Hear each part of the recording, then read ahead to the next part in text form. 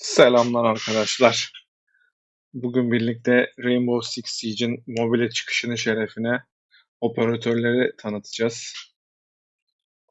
Rainbow Six'te operatörler saldıranlar ve savunanlar olarak ikiye ayrılıyor. Saldıranlardan başlayalım. Striker dediği aslında bot.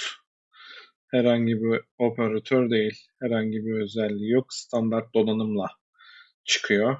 Ee, Şöyle teçhizatlarına baktığımızda CS'dekilerin 5.1 dediği ağır LMG'si var. M4 taramalı tüfeği var. DMR dediğimiz hasar yüksek ama tek tek atan tüfek var. Bir adet pompalı, bir adet tabanca, standart donanım. İşte barikatları kırmak için uzaktan patlayıcısı, tuzaklı mayını, EMP bombası. Ama tabii Thatcher'ınki gibi değil. Grenade var. Heartbreacher var. Bir adet duman veren smoke, bir adet flash'ı var. Tamam. Hemen operatörlere geçelim. Sledge. Sledge oyunun ilk sezon 1 operatörlerinden. Elinde bir gördüğünüz gibi balyozu var. Bu balyozla kırılabilir yüzeyleri yani barikatlar, bazı duvarlar gibi oyundaki kırılabilir yüzeyleri mesela bazı yerler de kırılabiliyor. Altlı üstlü de oynanıyor bu oyun. İlk defa oynayacaklar. Şaşırmasın. Yeri de kırabiliyor yani. Sonra Thatcher en çok kullanılan operatörlerden biridir. Rakip takımın kurduğu tuzakları şu elinde gördüğünüz aletle 10 saniyeliğine deaktif ediyor. Yani rakip takım mayın koyduysa bunun özel gücünü kullanıp Thatcher'ın bu mayınları etkisiz hale getiriyorsunuz. Oradan geçebiliyorsunuz veya kameraları. Yani elektronik bütün aksamı bu arkadaş deaktif hale getiriyor. Oyunun da temel birinci sezon şampiyonlarından biri. Ash'in özelliği yani Rush. Bunun da bir soft yüzeyler dediğimiz şu ilk gösterdiğim Slage'in kırdığı yüzeyleri Ash de uzaktan bir e, roket atar gibi silah var. Onunla kırıyor şu işte hafif yarım roket atar gibi bir şey. Bu silahla uzaktan yüzeyleri kırıyor. Ash genelde rush için kullanılıyor. Yani Ash alanlar hızlıca bu silahla da kapıları kırıp rakibin üstüne rushlarlar. Tüfekleri güzel. Kullanılabilir. Pek benim tercih ettiğim bir arı değil. Termite. Termite de oyunun temel mekaniklerine sahip bir şampiyon. Termite güçlendirilmiş yüzeyleri kırmak için şöyle arkasında açık bu kostümde gözükmüyor. Şöyle bir teçhizatı var. Bunu kırılabilir yüzeylere koyuyor. Tekrardan çalıştırdığında bayağı büyük bir delik açıyor. Kocaman bir reinforce'u bayağı bir büyük delik açıyor. Yani iki insan yan yana geçebilir. Ee, Özellikle Termite Thatcher'la birlikte kullanılan ikisi çok iyi atakçılar. Yani birlikte çünkü bunun koyduğu özel gücünü rakip takımda işte sinyal bozucu varsa ya da elektrik attılarsa reinforce'lara e, tekrar bunu çalıştıramıyorsunuz veya o elektrikle birlikte çünkü koyduğu yüzey elektriklendiğinde bu arkadaş kırılıyor. Yani Termite'ı Thatcher'la birlikte kombolayabilirsiniz. Kali ile birlikte kombolayabilirsiniz. Nerede Kali? Kali'nin de çünkü özel gücünde o atılan yani Termite'e karşı alınan önlemlere karşı bu arkadaşlar aslında. Termite'ın özel gücünü kullanabilmesini sağlayabilmek için bu arkadaşlardan destek alabiliyoruz. Başka kimden destek alırız? Bravo'dan destek alabiliriz. Koruyabilir. Düşünüyorum Termite'la başka. Ya, Fuse olabilir. İçerideki şeyleri temizler. Elektrik aletleri. Devam edelim. Twitch. Oyunda zaten herkesin 2 tane drone'la başlıyor atakçılar. E, Twitch. Twitch'in 2 drone'a ekstra 3 tane de shock drone oluyor. Bu drone'la e, ateş edebiliyor sınırsız kere ama bekleme süresi var yani mermilerinin. Çok bir hasar vermiyor rakibe. 10 vuruyor zannedersem. Daha büyük. Eskiden zıplayamıyordu. Şu an zıplayabiliyor mu bu drone bilmiyorum. Normal drone'lar zıplayabiliyor. Silahları bu şekilde. Bir DMR'ı var. Bir pompalısı, bir taraması. Ya bu silahları falan öğrenirsiniz zaten. Bunlar basit. Önemli olan hangi şampiyonun ne özelliğinin olduğunu bilmek. Bu şok drone'uyla rakibin kameraları kırılabiliyor. İşte mayın koyduysa kapkan trapler kırılabiliyor. Ying'in değil, Legion'ın yere bıraktığı zehirli iğneler kırılabiliyor. Thorn'un tuzağı kırılabiliyor. Mira'nın camı açılabiliyor. Yani hemen hemen kırılabilir her şeyi kırıyor bunun atışıyla. Çok kullandığım bir şampiyon değil gene benim. Montaigne oyundaki kalkanlı hero'larımızdan biri. Az sayıda kalkanlı şampiyon var. Montaigne de onlardan biri. Genelde diffuser'ı korumak için, kendi takımına info vermek için kullanılıyor. Şöyle gördüğünüz gibi kocaman bir kalkanı var. Ee, Kalkanı açtıktan sonra yani şu şekle tam açma moduna getirdikten sonra nişan alıp ateş edemiyor. Kalkanın üstünden böyle rastgele ateş edebilirsiniz ama o da çok sağlıklı olmuyor. Daha çok dediğim gibi kendi takımına info vermek için kullanılan bir şampiyon. Ve diffuser kurmak, diffuser'ı korumak için e, güzel. Yani karşınızda bilen bir Montaigne oyuncusu varsa işiniz gerçekten zor. Hani rakibi çıldırtan bir şampiyon. Kalkan seviyorsanız keyifle. Şöyle de gösterelim kalkanını. Tabii bende Black Ice skin'i var. Oyunun çoğu oyuncusuna göre ve bana göre de en iyi, en güzel skin'i bu. Şunda da var. Yani Black Ice çıkınca insan seviniyor. Evet, Montaigne'den devam edelim şöyle. Glass. Glass da aslında keskin nişancı. Ama oyunda 2 tane keskin nişancı şampiyonumuz var. İlki Glass, sonradan da Kali çıktı. Kali daha keskin. Yani daha keskin derken Kali'nin vurduğu adam Kali 120 falan vuruyor diye hatırlıyorum. Yanlış hatırlamıyorsam. Şöyle bir bakalım silahına. 135 vuruyormuş. Yani tekte eğer karşı takımdaki kişi Rook'un şeyini giymediyse savunanlarda anlatacağım. E, Yere çelik yelek bırakan bir şampiyon var. Temel şampiyonlardan. Eğer onun çelik yeleğini giymediyse ve kafasından almadıysa darbeyi e, yaralanır ama onun haricinde tek yer. Ya tek yer ya da yere düşer yani. Kalenin vurduğu kolay kolay yaşamaz. Bu sırası gelince anlatacağım. Glass, Glass'ın silahı Kale'ninki kadar yüksek hasar yok. 71 vuruyor ama Glass'ın da şöyle bir özelliği var. Kızıl ötesi görebiliyor. Yani sis bombası atıyor. Sisin içine baktığında arkasında insan varsa, rakip varsa onları görebiliyor. Bu sayede de işte sis bombasıyla zaten hani Glass alıp sis bombası almamak pek akla mantığa sığacak bir hareket değil. Bu şampiyon sis bombasının veya işte bazı şampiyonların Fenrir'in vesaire dumanları var veya Smoke diye bir şampiyonumuz var. Onun da mesela bir gaz, duman bulutu çıkıyor ortaya. Glass bunların hepsinin içinden arkasından görebiliyor rakibi. Glaz'dan sonra Fuse var. Fuse da çok kullanılan bir şampiyonumuz. Şöyle bombalar fırlatan bir mekanizması var. Bunu kırılabilir yüzeylere, kırılamayan yüzeylere de saplayabiliyor.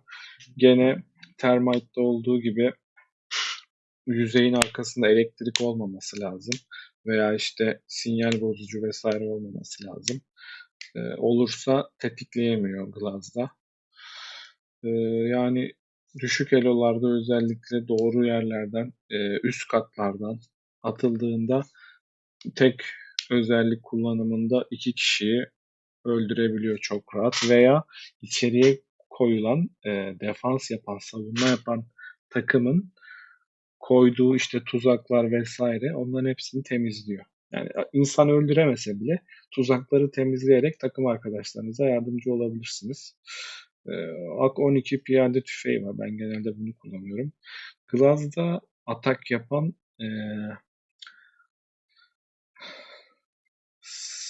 herolarından biri. Saldıran herolardan biri. Şöyle sert patlayıcı bombası da var. Bunun da smoke var. Devam edelim.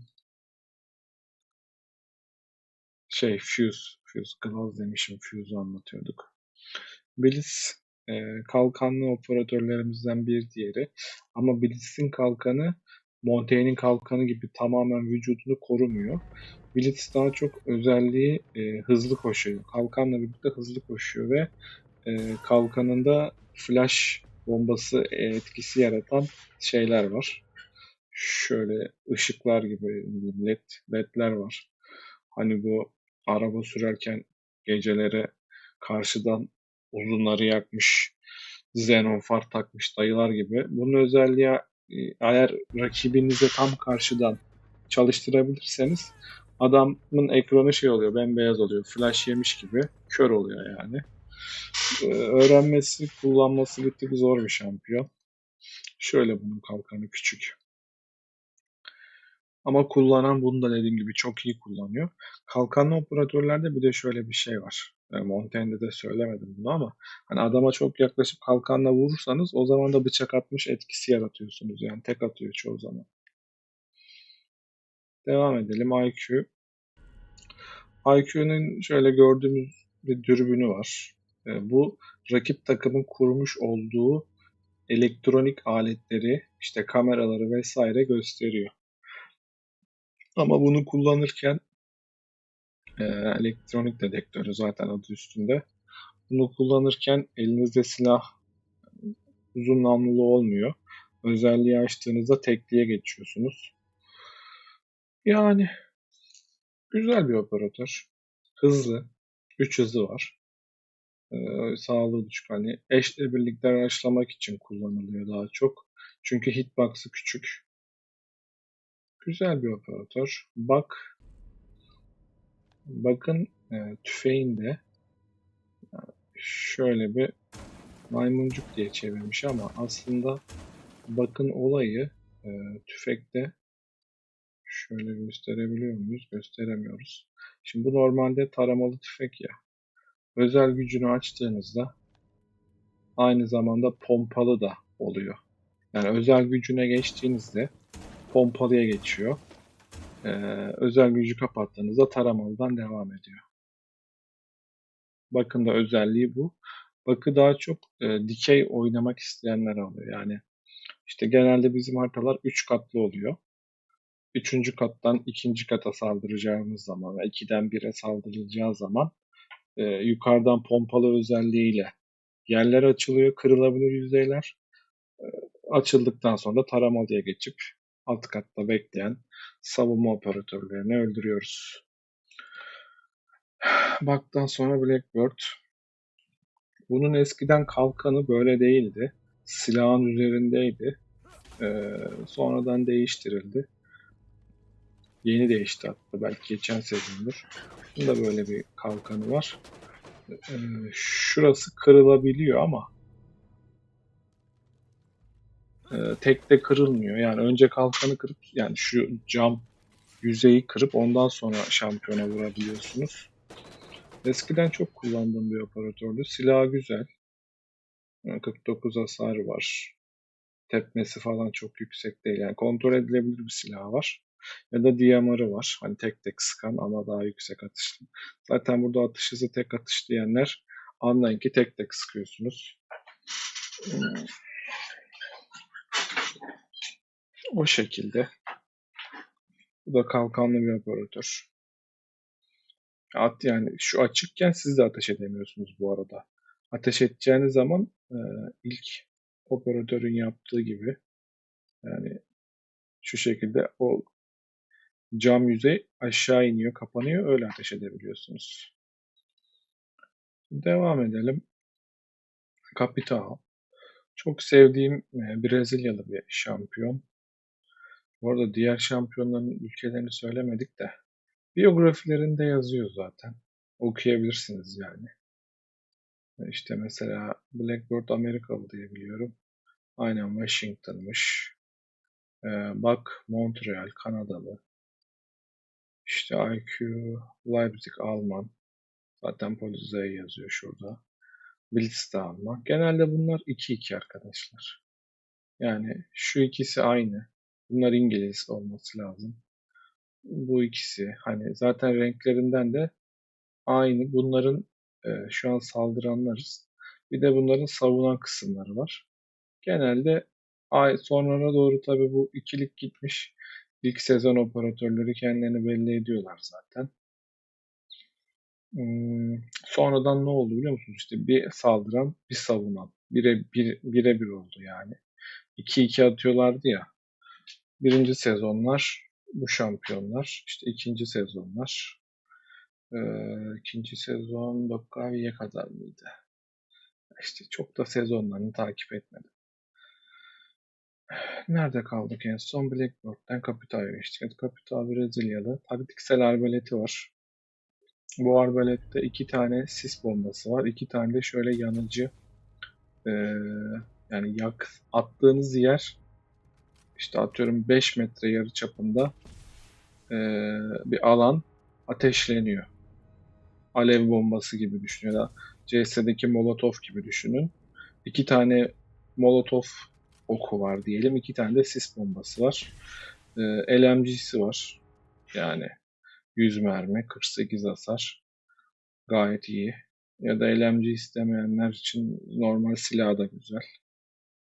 DMR da var ama hiç kullanmamışım bile. Şu özellik yan ikinci silah. Tek mermi atabiliyor. Yüzeylere çarptığında patlıyor. Pek tercih ettiğim bir şey değil. Tavsiye de etmem. Sonra geçelim Hibana. Hibana aynı bizim Termite vardı ya ilk anlattığım operatörlerden bu. Güçlendirilmiş yüzeyleri kırıyor. Hibana da aynı işi yapıyor ama Hibana'nın attığı şeyler şöyle 6 tane ikili olacak şekilde sıralı bir şekilde kırıyor ya da işte onun modları var. B'ye geçip değiştirebiliyorsunuz. Ya da yan yana ya da tekli olarak. Bu da yani güçlendirilmiş yüzeyleri kırıyor. Silah da farklı bir silah. Yani farklı silah dememin sebebi oyundaki çoğu silah birçok operatörde kullanılıyor ama mesela bu silah sadece Hibana'da var benim bildiğim. İşte biraz ama kontrol etmesi zor. Atış hızı yüksek çünkü. Ama elinize alışırsa çok güzel bir silah. Hibana'da güzel bir şampiyon. 3 hızı var gene. Yani rushlayacaksanız bir de kadın karakterler daha hani boyutları küçük olduğu için hitbox'ları küçük oluyor. Bu da işte merminin isabet şeyini düşürüyor. Tercih edilebilir. Yani Termite falan banlandığında Hibana'da tercih ediliyor. Evet, Çakal İspanyol bildiğim kadarıyla. Aynen Keuta İspanya. Özelliği rakibin ayak izlerini görüyor. Şöyle kafasına bağlı zaten. Buraya koymamışlar. Silahları güzel. Şu 51 mermili. Hani bir LMG değil ama 30 mermi kadar da düşük değil. Bol bol sıkmayı seviyorsanız şarjör değiştirmeden. Hani atış hızı ikisinin aynı zaten 800. Kontrol etmesi de bir nebze kolay. Pompalısı da var. Kırılabilir yüzeyleri kırarsınız. Yani biraz Çakal bence full artı full şampiyonlardan. Özelliği de çok iyi. Şu kafasına taktığı şeyle eğer rakip oradan yürüdüyse baktığınız yerden rakibin ayak izini görüyor. Onu taradığınız zaman da 3 kere rakibin o anki konumunu ortaya çıkarıyor ve bütün takım görebiliyor diye biliyorum. 10 numara ama tabii rakip de biliyor Çakal'ın onu taradığını. Yani o da pozisyon değiştirebiliyor ya da Çakal'a tuzak kurabilir. Gerçek Çakal kim? Onu oyun gösterir, yetenek gösterir. Güzel bir şampiyon ama. Özellikle birebir kaldıysanız rakiple ayak izini tarattığınız an nerede olduğunu görüyorsunuz. Ki Rainbow Six'te çok sık rastlanılan bir durum birebir kalmak. Ying. Ying'de Candela denilen bombası var ama bu bomba Flash'ın daha gelişmişi gibi düşünün. Attığınız odada böyle odanın her yerine yayılıyor ve hani flash bombasından daha uzun süre kör ediyor. 3-4 saniye kör ediyor.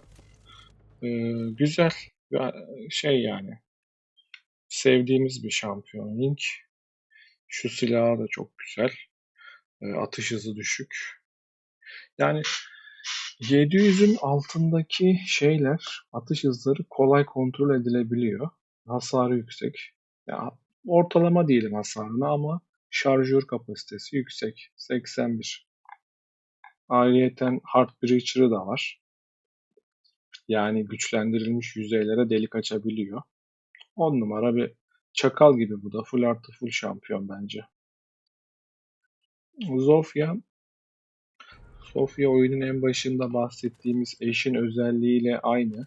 Elinde benzer roket atar gibi bir silahı var. Sadece eşinkinde sadece yüzeyleri kırıyordu. Bu aynı zamanda flash da atabiliyor. Bomba atar var elinde. Eşte de vardı zaten. E, Bu sadece flash da atabiliyor. Silahları güzel. Dokka abi oyundaki eşsiz mekaniklerden birine sahip. Rakip takımın telefonlarını çaldırıyor.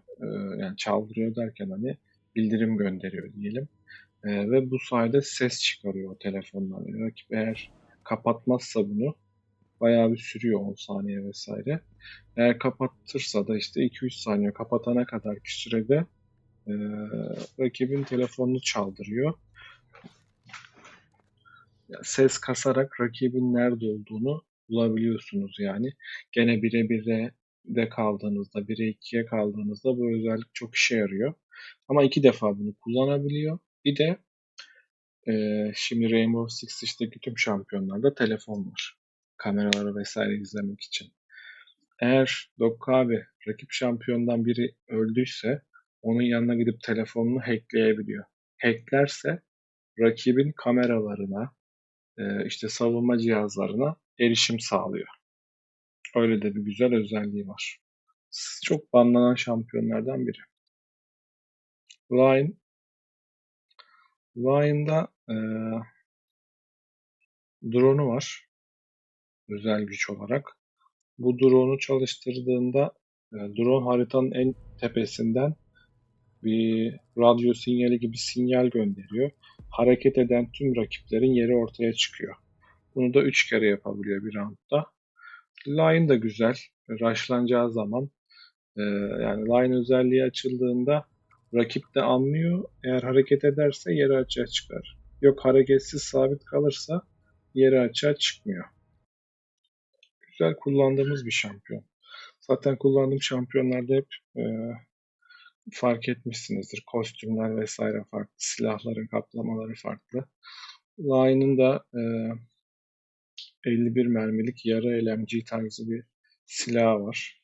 kontrol etmesi idare eder yani tadında. Şunu hiç kullanmıyorum. Pompalısı var. Ben genelde pompalıyı savunma yaparken kullanırım. O da çok nadir. Ee, Genelde taramalı kullanıyorum. Finka. Finka da Lion gibi. Zaten bu ikisi aynı şeyde olmaları lazım. Ee, Belarus. Yani aynı takımdalar. Nighthaven takımında. Bakalım. Lion Wolfguard ekibindeymiş ama bunlar Lion'da ligini yazıyor.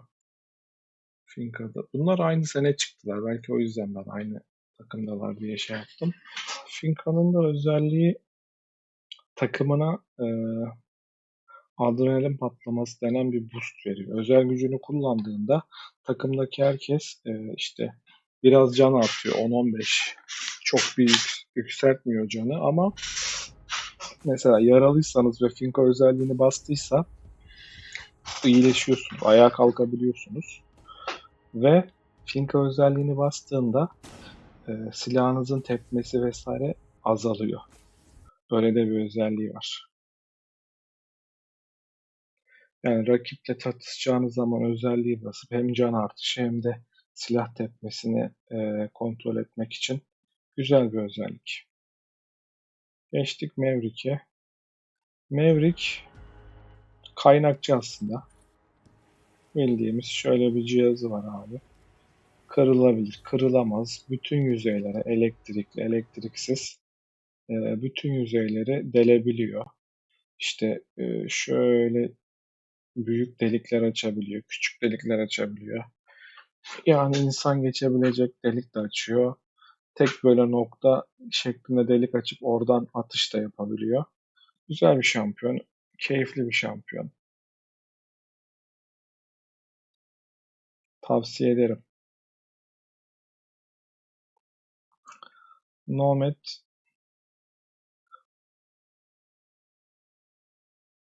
Nomad'in şöyle bir havalı iğne fırlatıcısı dediği bir özelliği var. Bunu silahına takıyor zaten round başında. Bu da abi koridorlara, yüzeylere bu iğne şeyini fırlatıyor. Yani o böyle bir küçük top gibi bir şey. Rakip oradan geçerken tetikleniyor ve rakibi havaya fırlatıyor. Havaya fırlatıp yere düşürüyor. Hani hasar vermiyor. Sadece o 2-3 saniye ya da 4 saniye rakip havada kalıp yere düşüyor. Ayağa kalkana kadar vurabilirsiniz. Ya da işte rakibin oradan geçtiğini anlıyorsunuz. Tetiklendiğinde şey oluyor, bildirim geliyor. Hani rakibin nerede dolaştığını anlayabiliyorsunuz bu sayede. Yani ya rakibin yerini bildiriyor ya da o an çatışıyorsanız rakibi havaya uçurup size avantaj sağlıyor. Güzel bir şampiyon. Gridlock baba yiğit şampiyonlardan biridir. Zaten kalıbından da anlayacağınız üzere Avustralya'da e,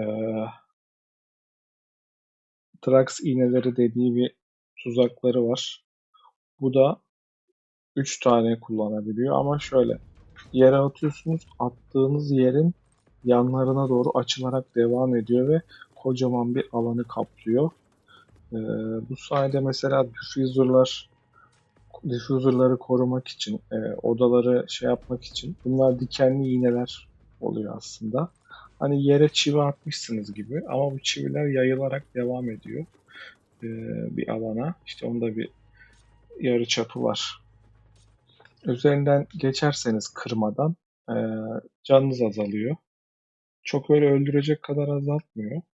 Ama hani uzun süre kalırsanız da öldürüyor. Devamlı can kaybı yaşıyorsunuz. Kırarsanız da mermiyle vesaire bu sefer de rakip yerinizi öğrenmiş oluyor. Kırılma sesi geliyor çünkü. Yani güzel bir atakçı. LMG'si var. Normal silahı da var. LMG'si de var. El bombası, Smoke'u, EMP'si. Bu da full artı full şampiyonlardan biri. Sadece işte biraz yavaş, hızlı bir Ama bunun karşısında sağlığı yüksek, hitbox'ı büyük. Yani çoğu erkek şampiyondan daha büyük bir kalıbı var. Ee, Yani ama ben tercih ediyorum. Takımla birlikte güzel oluyor. Çünkü diffuser koyduğumuz odayı korumak için güzel oluyor. Bazen işte süre az kalıyor. Rakibin bunun koyduğu tuzakları kırmaya vakti olmuyor ve tuzakların üstünden basarak diffuser'a koşmaya çalışıyorlar. Ya da ulaşıyorlar ama diffuse ederken geçen sürede devamlı hasar aldıkları için ölüyorlar bunun tuzaklarına. Tavsiye ederim. Noct arkadaşlar rakip kameralarına gözükmüyor. Özel gücünü açtığında bu da bir rush arrosu. Gizlice içeri girmek için yani özel gücünü açtığında rakiplere gözükmüyor derken nasıl gözükmüyor? Böyle karıncalanma gibi geçiyor ve taramayla da saptanmıyor. Çok kullandığım bir şampiyon değil ama bunu iyi oynayanlar da gerçekten iyi oynuyor. İzleme cihazlarından silen karşı istihbarat diyor yani kendisini. Kameralarda vesaire dediğim gibi kesinlikle gözükmüyor. Bir ara ilk çıktığında galiba ayak sesi de çıkartmıyordu. Hani sessiz yürüyordu ama sonradan onu kaldırdılar çok güçlü olduğu için diye hatırlıyorum ama yanlış da olabilir bu bilgi. İyice araştırmak lazım. Amaru, Amaru da oyundaki eşsiz mekaniklerden birine sahip. Şu Garra kancası denilen bir kancası var. Bununla e, hiç işte bu camlar vesaire var bizim oyunda veya e, hatchler var alt üst kat arası.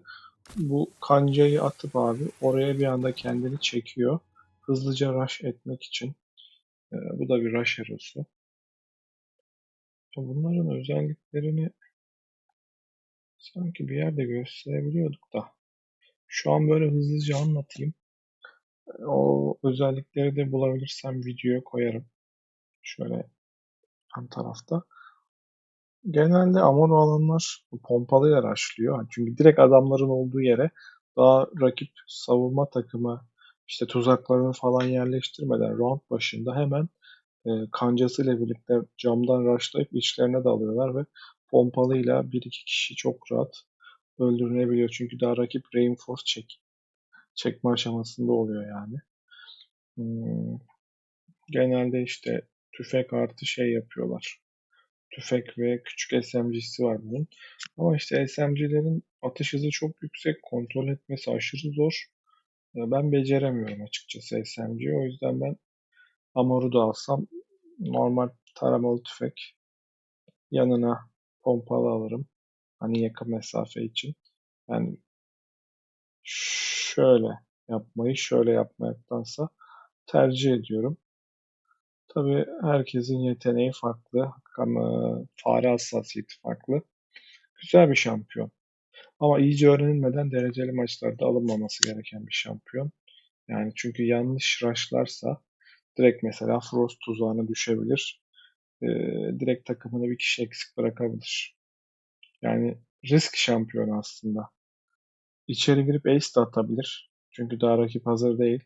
5 kişiyi de alabilir veya 2 kişiyi bile alsa kar. 4'e 3 başlıyor takımı. Ama direkt tuzağın üstüne oturup takımını 4 kişi de bırakabilir. Riskli yani. Kali zaten Termite'da da anlatmıştık. Kalenin özelliği aslında silah. E, Çok uzaklardan tek atabiliyor. Gerçek bir AWP. Glaz'ınki gibi değil. Aynı zamanda hani çok yüksek yakınlaştırma yapabiliyor. 12x ve 8x diyebiliyorum. Ve şu attığı 5 tane mermisi var. Bu da sniper'ına bağlı bir şekilde geliyor. Bu da ufak bir alandaki işte elektronik ıvırı zıvırı yok eden bir e, şey. Mermisini güçlendiriyor aslında. Bak belirli bir yarıçap içinde yok eden üst üste mekanik mühimmat demiş. Ufak bir alana ama. Büyük bir alan değil. Ama işte Termite'a yardımcı olabiliyor ya da Hibana'ya. Yana kendini klonluyor. Kendinin işte aynısının görüntüsünü oluşturuyor. Ve işte 10-15 saniye o görüntüye geçip o şekilde yoluna devam ediyor. İkizler çoğaltıcısı demiş. Klondayken rakip klonda olduğunu fark ederse gidip bıçak atıp öldürebilir yani. E, Kendi güvenli alandayken, yani kendi güvendeyken klon oluşturmanız gerekiyor. Rakip biliyorsa, şimdi şöyle, rakip klonu öldürdüğünde zaten klondan çıkıp kendinize geçiyorsunuz. Ama rakip klonu öldürmeyip direkt üstünüze koşarsa sizi öldürür. Yani düzgün kullanılması gereken, özelliği güzel ama doğru yerde kullanılması gereken, iyice öğrenilmeden dereceliğe girilmemesi gereken bir şampiyon. Ace, Ace de Termite ve Hibana gibi güçlendirilmiş duvarları kırıyor. Bunun da sulu patlatıcıları var. Uzaktan atıyor. X şeklinde, şöyle dikdörtgen şeklinde aslında. Güzelce kırıyor. Silahı da güzel. E, işte Termite ve Hibana banlandıysa Ace'de tercih edilebilir. Güzel bir şampiyon. Tavsiye ederim. Zero bu şeyden, Tom Clancy'den alınma bir şampiyon. Bunun da Argus fırlatıcıları var. Fırlatıcıları atıyor. Fırlatıcı mesela duvarın bir tarafına attınız, diğer tarafına geçip oradaki şeyleri gösterebiliyor. Kamera. Bir tane de mermisi var bu fırlatıcının. Ya mermi dediğime bakmayın. 10 falan vuruyor. Aynı bu Twitch'in dronları gibi. Ama işte bu daha çok info vermek için. Kamera. Aslında kamera atıyorsunuz. Ve kamera duvarın iki yanında yer değiştirebiliyor. Önünde ve arkasında. Yani bir odadan attım, öbür odayı görebiliyorum. Sonra space'e basıp ve tekrar eski odaya alabiliyorum kamerayı. Hani böylece rakibin kırmasını da engelliyorsunuz. Güzel görüş sağlayan bir şampiyon. Floris'in da Twitch gibi dronları var. Ama bunun dronlarına işte patlayıcı bağlı, e, dinamit bağlı dronlar gibi düşünebilirsiniz. Ama bunun dronlarını attıktan sonra işte belli bir zamanı var. Atıyorum 15 saniye veya 20 saniye. 20 saniye içinde bir yere bunun drone'unu yapıştırmanız lazım. Yani sabitlemeniz gerekiyor. Eğer sabitlemeden rakip vurursa drone patlamıyor. Ama siz sabitledikten sonra kurşun geçirmez oluyor diye biliyorum. Rakip patlatamıyor. E, Orada patlıyor. Güzel. Bunun özelliği de güzel. Kullanılabilir. Keyifli bir şampiyon şu şekilde drone'u. Dediğim gibi kurşun geçirmez. Ama yüzeye yapıştıktan sonra kurşun geçirmiyor. Yani rakip sizi görürse e, yüzeye yapıştırmadan önce drone'u sürürken ateş edip kırabiliyor. Osa, Osa'nın şu şekil kalkanları var. Bu kalkanlar yani yanında taşıyor. Normalde kalkanlı bir operatör değil. Özelliği kalkan bunun. İşte bu kalkanı pencerelere koyabiliyor.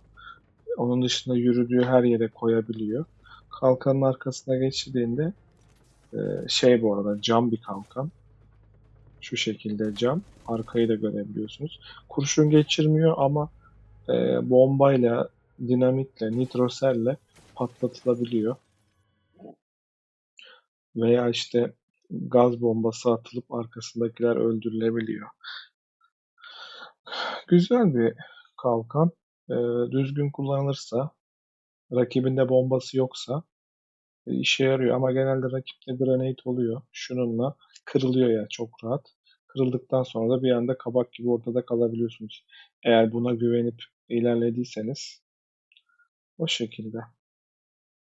Güzel kullanılan bir şampiyon.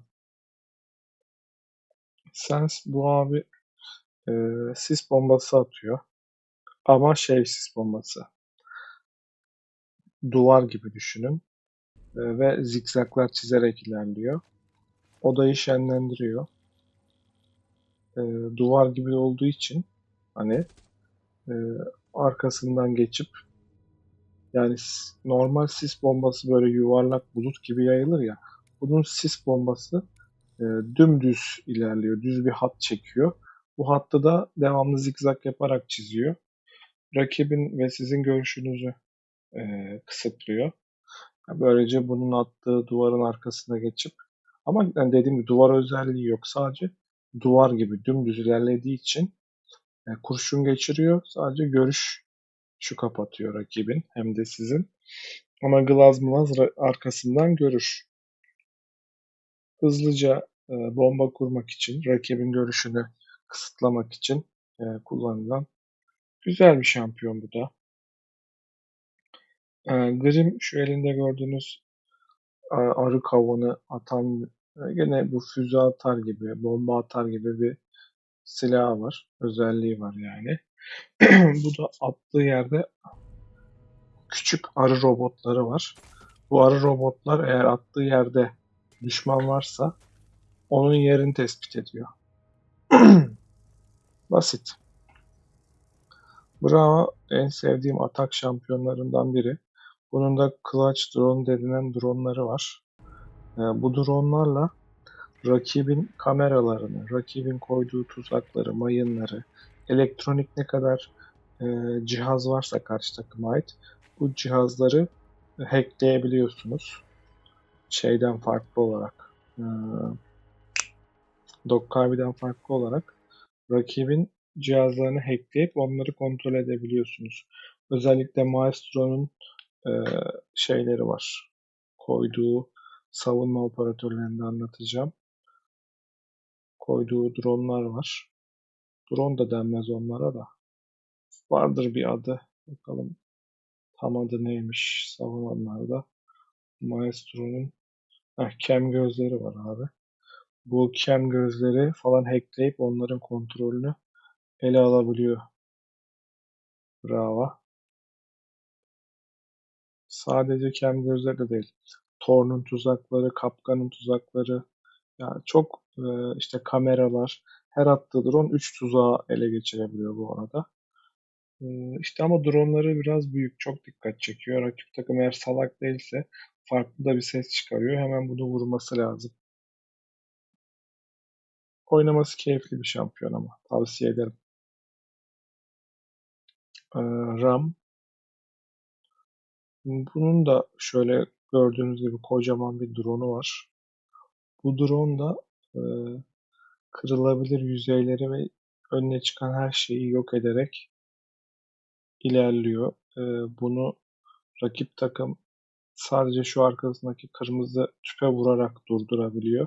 Ya da bu sonuna kadar gittiği yere kadar ilerliyor. Genelde bu da bug gibi üst kattan alt kata saldırılacağı zaman alınıyor. Üst kattan bunu attığınız zaman dümdüz bütün katı şey ediyor, açık bir hale getiriyor. Yani dikine oynayanlar tercih ediyor. Ben çok tercih etmiyorum.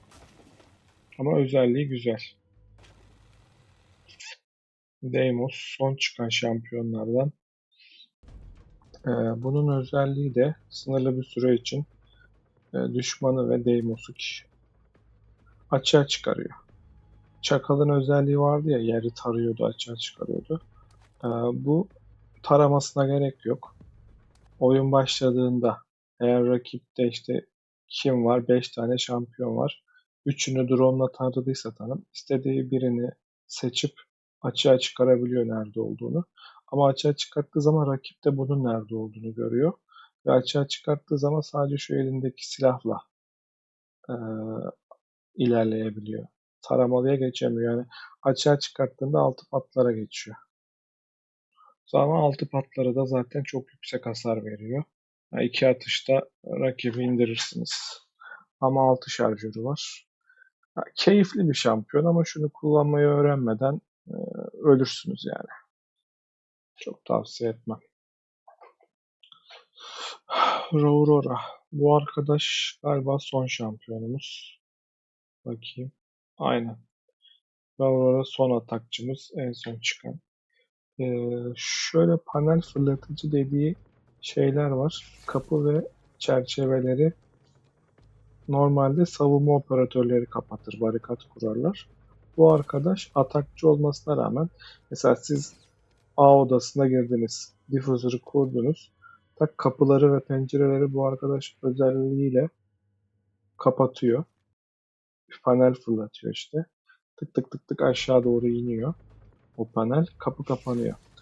Açmak için kurşun geçirmez bu panel bu arada. Açmak için de şu en üstündeki noktaya ateş etmeniz lazım bir kere. Ateş ettiğiniz zaman ne oluyor? Rakip hangi kapıdan geleceğinizi anlıyor. Silahınızı anlıyor. İşte hangi operatör olduğunuzu anlıyor vesaire. Güzel ya. Hani kaliteli bir özellik. Evet, atakçılar bu kadardı. Birazdan da savunmacılara geçeriz.